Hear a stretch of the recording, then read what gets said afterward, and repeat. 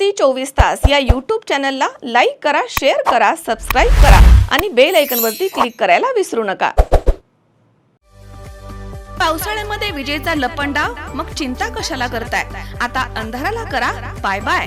विजेच्या वाढत्या समस्यावरती आता एकच इलाज, घरी बसवा इन्व्हर्टर आणि बॅटरी कमी दरात।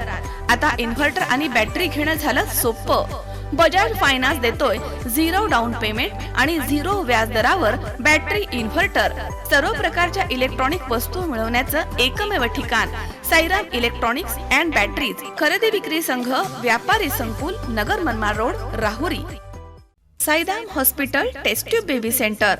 मी डॉक्टर स्वप्नील माने, स्त्रीरोग, वंध्यत्व व दुर्बीणद्वारे शस्त्रक्रिया तज्ञ। आमच्याकडे दुर्बीणद्वारे शस्त्रक्रियेसाठी लागणारे सर्व अत्याधुनिक उपकरणं अवेलेबल आहेत। त्यामध्ये 3D 4D कॅमेरा, तसेच रुग्णांना 10 ते 20 ml रक्तस्राव होतो। पेशंटला खूप आरामदायी ऑपरेशन होतं। सूक्ष्म आजार बाहेर काढले जातात। 10 पटीने पेशंटच्या अवयवांचं निराकरण करता येतं आणि आजाराचं उच्चाटन केलं जातं। साईराम हॉस्पिटल, लॅप्रोस्कोपिक सेंटर आणि test baby centre, court area, Bhagyashree हॉटेलच्या पाठीमागे, राहुरी। एका महिन्याला 6 ते 8% परतावा देण्याचं आमिष दाखवत 73,50,000 रुपयांची फसवणूक केल्याप्रकरणी नितीन अंबादास गांगड यांच्या फिर्यादीवरनं इन्फिनेट बीकन या कंपनीमार्फत वेगवेगळे पोर्टल तयार करून फसवणाऱ्या 12 जणांच्या विरोधामध्ये श्रीगोंदा पोलीस ठाण्यामध्ये गुन्हा दाखल करण्यात आला आहे। यापैकी दोघांना पोलिसांनी अटक केली आहे। दरम्यान पोलिसांनी दिलेल्या माहितीनुसार सदरील कंपनीच्या काही एजंटनं आमच्याकडे गुंतवणूक केल्यास महिन्याला आम्ही 6 ते 8% परतावा देऊ असं आमिष फिर्यादी आणि नातेवाईकांना दाखवलं गेलं।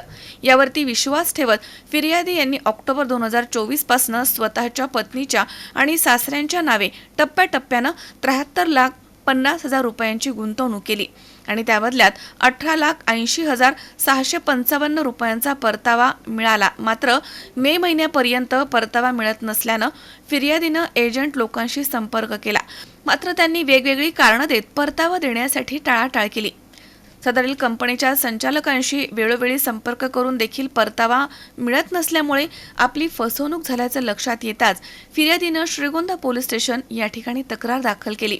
या अथवा इतर कोणत्याही पोर्टल संदर्भात जर कोणाची फसवणूक झाली असेल तर याबाबतचे सर्व पुरावे घेऊन पोलीस स्टेशनला संपर्क करावा, त्यांच्या तक्रारीची दखल घेतली जाईल असे आवाहन यावेळी श्रीगोंदा पोलीस स्टेशनचे पोलीस निरीक्षक किरण शिंदे यांनी केलं आहे। काल रात्री 10:30च्या सुमारास श्रीगोंदा पोलीस स्टेशन गुन्हा रजिस्टर नंबर 673/2025 या वर्षातला भारतीय न्याय संहितेचं कलम 316(2), 318(2), 318(4), 3(5) आणि महाराष्ट्र ठेवीदार हक्क संरक्षण किंवा हित संबंधाच्या अनुषंगाने जो कायदा आहे त्याचे कलम 3 यानुसार फसवणूक या हेडखाली गुन्हा दाखल झालेला आहे। यातली माहिती अशी आहे, 6पे आणि तत्सम वेगवेगळे पोर्टल्स तयार करून त्यामध्ये नागरिकांना आव्हान केलं गेलं, दिशाभूल केली गेली। आम्ही 6 ते 8% रिटर्न्स देऊ, 10% रिटर्न्स देऊ आणि असं म्हणून बराचसा लाखो करोडो रुपये पैसे जमा केले या पोर्टल्सच्या माध्यमातून। काही काळ सुरुवातीला काही ठराविक लोकांना ते परतावे दिले गेलेत, पण आज मितीला परिस्थिती अशी आहे की मागील काही महिन्यांपासून कुणालाही काहीही त्याचे रिटर्न्स मिळालेले नाही आहेत। त्यामुळे नागरिकांमध्ये बराचसा संभ्रम होता। असं असताना एक फिर्यादी आहेत नितीन गांगर्डे, हे मागील 15 दिवसापूर्वी आम्हाला भेटले की सर मला या संदर्भात तक्रार द्यायची आहे म्हणून। त्यावेळी त्यांना त्यांचे डिटेल्स जे आहे, जे त्यांचे व्यवहार झालेले आहेत, त्यांनी किती पैसे दिले, त्यांना किती रिटर्न्स मिळाले, त्यांना काय आमिष दिले गेले होते किंवा काय त्यांना सांगितलं गेलं होतं, त्या संदर्भाची माहिती घेऊन सर्व संबंधित कागदपत्र घेऊन काल ते आमच्याकडे आले होते। त्यांच्या फिर्यादीनुसार गुन्हा दाखल करण्यात आलेला आहे। सदर गुन्ह्यामध्ये एकूण 12 आरोपींच्या विरोधात गुन्हा दाखल आहे आणि तो जो गुन्हा दाखल आहे, फिर्यादी आणि त्यांचे 1-2 साक्षीदार यातले असे मिळून 73,50,000ची फसवणूक केली गेलेली आहे। यातील जे आरोपी आहे त्यांचे वेअरअबाउट्स चेक केले असता ते जवळपास असण्याची शक्यता फार कमी आहे. सदर गुन्ह्याचा तपास माननीय वरिष्ठांच्या आदेशान्वये सध्या मी करत आहे. पुढील दिशा माननीय वरिष्ठांच्या सूचना येतील त्याच्यानुसार ठरवलं जाईल. याच्या ज्या काय बॅकवर्ड फॉरवर्ड लिंकेजेस आहेत तर त्या सगळ्या शोधून काढले जातील. हा जो गुन्हा दाखल झाला हा एका पोर्टल संदर्भात आहे.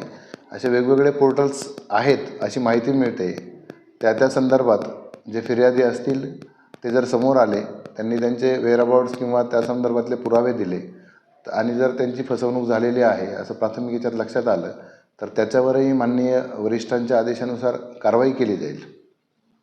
सर्व नागरिकांना आव्हान आहे, ज्याला कुणाला वाटतं आहे की मी ह्या पोर्टलवर पैसे लावलेले आहेत, ते कुणाच्या सांगण्यावरून लावलेत, कसे लावलेत, याच्यात वेगवेगळी पदं त्यांनी तयार केली होते. ABP आहे, MF आहे वगैरे वगैरे.